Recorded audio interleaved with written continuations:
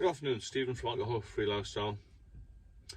I'm going to answer a question I've been asked many times, and as you all know, I'm not a doctor, but I've got some practical experience of this subject. And the question is, how long does it take your liver to repair after you quit alcohol? Well, it's a bit like saying, how long's a piece of string really? It depends on many factors: what you've been drinking, how long you've been drinking for, whether you're male or female, whether you've smoked, your general health, your health when you're younger, a lot of these factors. But basically, if you're worried about your liver, then see a doctor. That's the first thing to do. And I was seriously ill with issues regarding alcohol, and it probably took me about 1.5 years, 2 years to get my liver function back to normal and actually pretty good. So basically what I did was, obviously the first thing is to quit alcohol. You must stop drinking. I'll say that 1,000 times until the day I'm not here, because that's the only thing that's going to help you in the main. Other things you can do, or you can look after your diet. You must have good nutrition.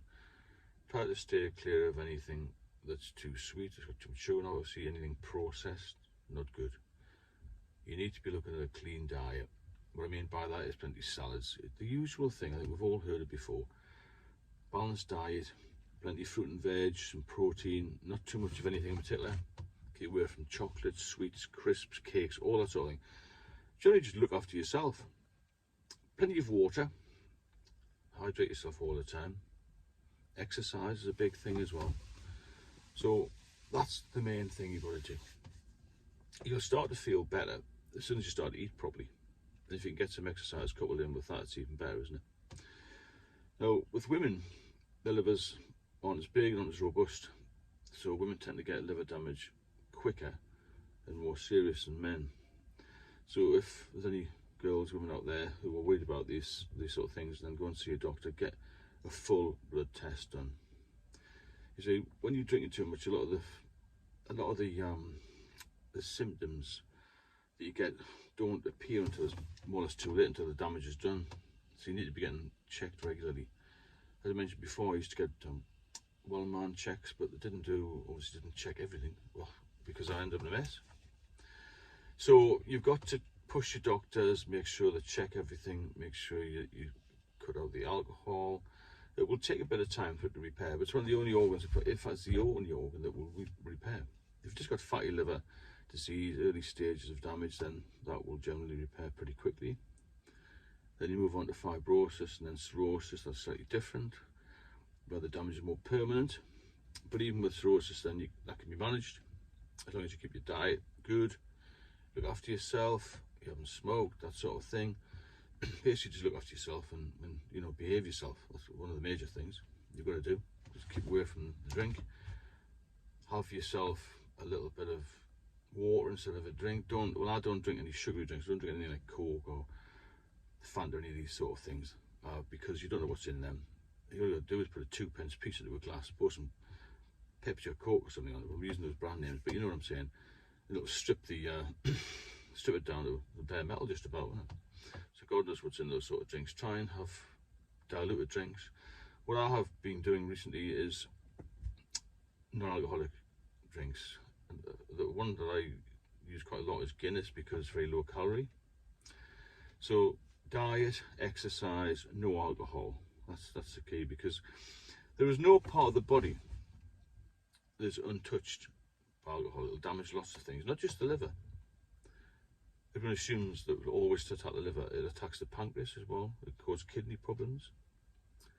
A lot of people who drink too much have very high blood pressure, and once the blood pressure goes up, the only thing that will pull that down is, again, quit the alcohol, and also good diet, exercise, that sort of thing. One of the things I found when I was in the hospital environment for quite a while, I didn't realise prior to that, a lot of people relapse.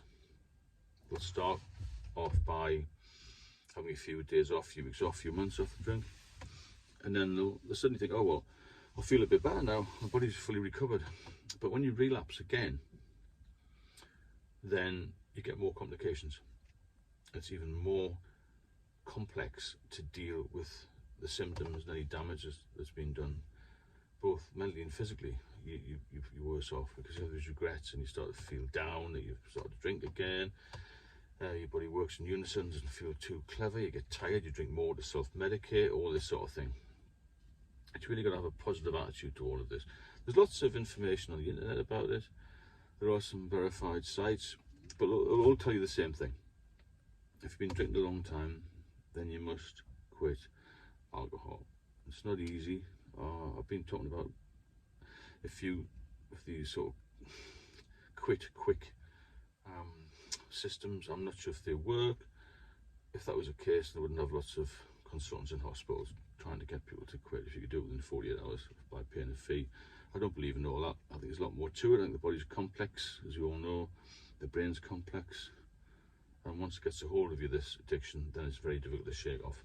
As you know, that's where thousands of people die every year.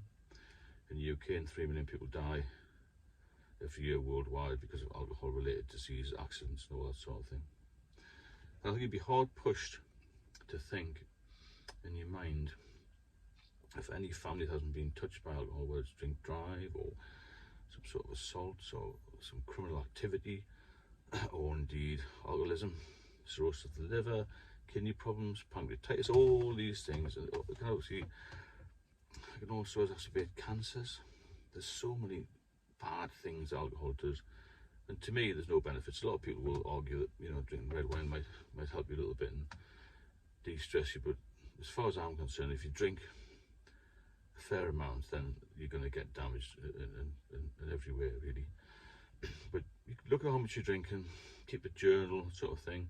As I say, see a doctor, that's the main thing, and get some tests done. Insist on something being done, because the doctor's very busy and life's very busy nowadays, isn't it?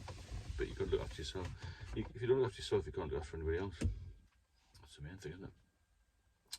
But I think it's so socially acceptable now that people feel pressurised and having a drink, and it's everywhere, isn't it? And when you stop, even today, you're still looked upon as a little bit of an outsider. Oh, you don't drink, you're going to be a bit boring. You have a quiet night, you're going to be boring. Well, actually, you come out the other side much better. You'll have money in your pocket the next day. You'll feel better.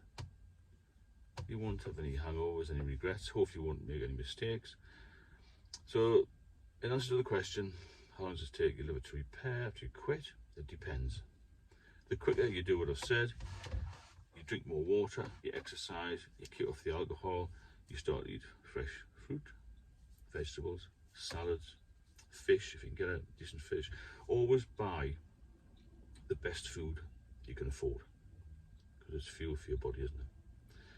If you have any comments, please drop me a line. If you want to discuss anything nutrition-wise, I'm happy to do that. If you're getting any benefit from the channel, then please subscribe and share the videos. And I'll speak to you all very soon.